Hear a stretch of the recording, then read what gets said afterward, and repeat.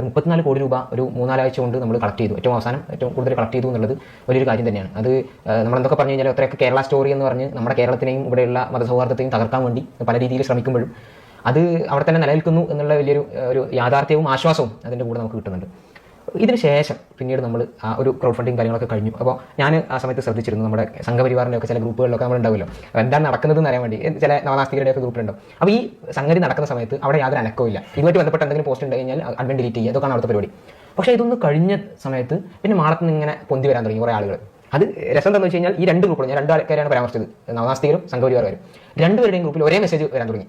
ഇത് പിന്നെ തുടങ്ങി. അതായത് നമ്മൾ എന്ത് ഒരു മഴ പെയ്ത് കഴിഞ്ഞാൽ പിന്നെ പാർട്ടികൾ ഇങ്ങനെ വരുമല്ലോ, ആ നിലക്കാണ് പിന്നീട് നമുക്ക് കാണാൻ കഴിയുന്നത് എന്തൊരു കാടൻ നിയമമാണിത്. സൗദിൻ്റെ ഇസ്ലാമിക ശരീരത്ത് പറഞ്ഞാൽ എന്തൊരു കാടൻ നിയമമാണ്, എന്തൊരു വൃത്തികേടാണ് ഈ ആധുനിക കാലത്തും 6-ാം നൂറ്റാണ്ടിലെ കുറേ നിയമങ്ങളുമായിട്ട്. അതുകൊണ്ടല്ലേ ഈ 34 കോടി നമുക്ക് കളക്ട് ചെയ്യേണ്ടി വന്നത്. അതിൽ 1 രൂപ പോലും കൊടുക്കാത്ത ആളുകളാണ് ഈ പറയുന്നത് എന്നുള്ളതാണ്. അങ്ങനെ ഒരു ഭാഗത്തും വേറൊരു ഭാഗത്ത് ഞങ്ങളുടെ പ്രചരണം എന്താ വെച്ചാൽ ഒരു കൊലയാളിക്ക് വേണ്ടി ഫണ്ട് നടത്തുന്ന കേരളീയർ എന്ന് പറഞ്ഞാൽ ഒരേ ഭാഗത്ത് തന്നെ ഒന്ന് കാടൻ നിയമം എന്ന് പറയാം, മറുഭാഗത്ത് കൊലയാളിക്ക് വേണ്ടി ഫണ്ട് ചെയ്യാന്ന് പറയാം. ഇങ്ങനെ ഞാൻ പറഞ്ഞതുപോലെ ഈ കേരള സ്റ്റോറി, യഥാർത്ഥ കേരള സ്റ്റോറി നമ്മൾ നേരിട്ട് കാണിച്ചു കൊടുത്തു. ആ കേരള സ്റ്റോറിയിൽ പെടാത്ത ആളുകളുടെ അവസ്ഥ എന്താണെന്നുള്ളതാണ് പിന്നെ നമ്മൾ കണ്ടത്.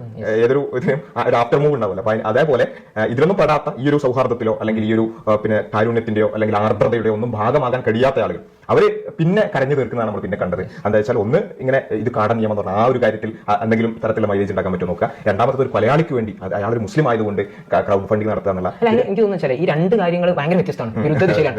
എങ്ങനെ നോക്കിക്കഴിഞ്ഞാലും ഇസ്ലാമിനെ ഇത്രേ ഉള്ളൂ. അതായത് എങ്ങനെയെങ്കിലും മുസ്ലിങ്ങളെയും ഇസ്ലാമിനെയും നിർത്താൻ പറ്റുന്ന എന്തെങ്കിലും ഒരു പോയിന്റ് ഉണ്ടെങ്കിൽ അത് എടുക്കുക. അത് നേരെ വൈരുദ്ധ്യമുള്ള പോയിന്റ് ആണെങ്കിൽ പോലും എടുക്കുക.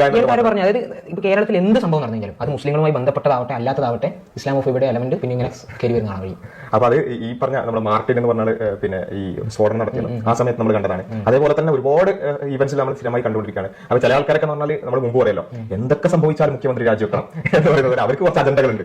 അപ്പോൾ ഇപ്പൊ ഇങ്ങനെ സംഭവം നടന്നു. ഇത് ശരിക്കും പറഞ്ഞാൽ ഒരു ക്രിമിനൽ നിയമമായിട്ട് ബന്ധപ്പെട്ടുള്ള കാര്യമാണ്. എന്നാലും അത് UCC ഇല്ലാതാക്കണം, UCC കൊണ്ടുവരണം.